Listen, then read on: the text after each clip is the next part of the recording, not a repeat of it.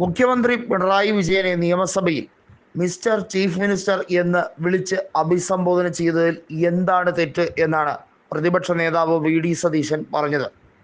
ഇടയ്ക്ക് speaker N Shamseer കയറി ഇടപെട്ടുകൊണ്ട് പറയുന്നു, എന്തിനാണ് അങ്ങിത്ര പ്രകോപിതനാകുന്നത് എന്നുള്ളത്.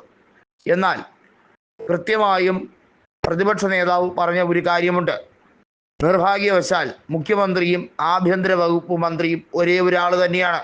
അത് പിണറായി വിജയനാണ്. പിണറായി വിജയനെ താലോലിക്കാനൊന്നും ഞങ്ങളാരും മുതിരുന്നില്ല.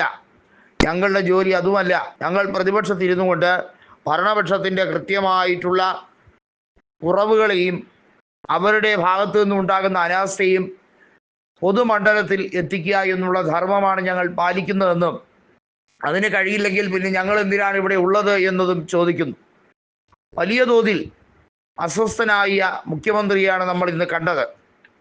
അല്ലെങ്കിലും അദ്ദേഹത്തിനോട് ക്രെഡിബിലിറ്റിയുമായി ബന്ധപ്പെട്ട് എന്ത് കാര്യം ചോദിച്ചാലും അദ്ദേഹത്തിന് അസ്വസ്ഥത വരും.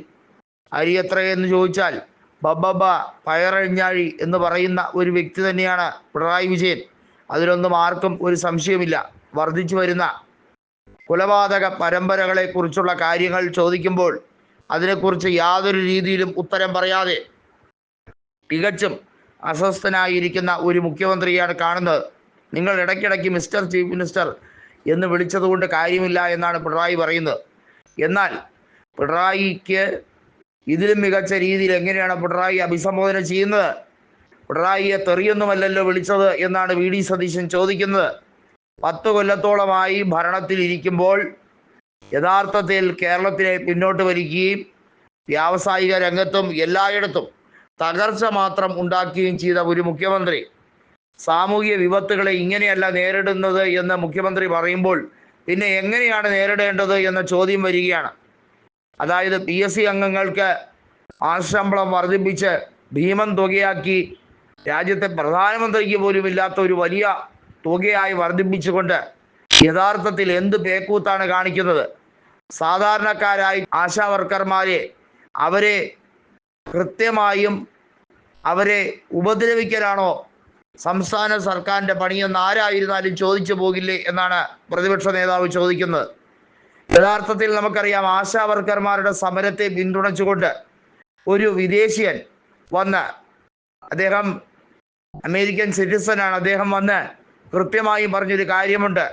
ഇത്തരത്തിൽ സാമൂഹ്യ സേവനം നടത്തുന്നവരെയും മറ്റുള്ള രാജ്യങ്ങളിൽ ആദരിക്കുകയും ബഹുമാനിക്കുകയും ചെയ്യുമ്പോൾ കേരളത്തിൽ മാത്രം അവർക്ക് കുറഞ്ഞ വേതനവും അവർക്ക് കഷ്ടപ്പാടും അവർക്ക് ഈ പൊരിവെയിലത്ത് വന്ന് സമരം ചെയ്യേണ്ടതിൻ്റെ ഗതികേടുമെല്ലാമാണ് കാണിച്ചു തന്നിരിക്കുന്നതെന്നും ഇതിലൂടെ വ്യക്തമാകുന്നത് കേരളത്തിലെ സമാധാന നില തകർന്നു, വലിയ തോതിൽ യഥാർത്ഥത്തിൽ നാടിനു വേണ്ടി പോരാടുന്ന ആരോഗ്യ മേഖലയിൽ തൊഴിലെടുക്കുന്നവരെ അപഹസിക്കുന്നതിന് തുല്യമാണ് എന്നുള്ളതാണ്.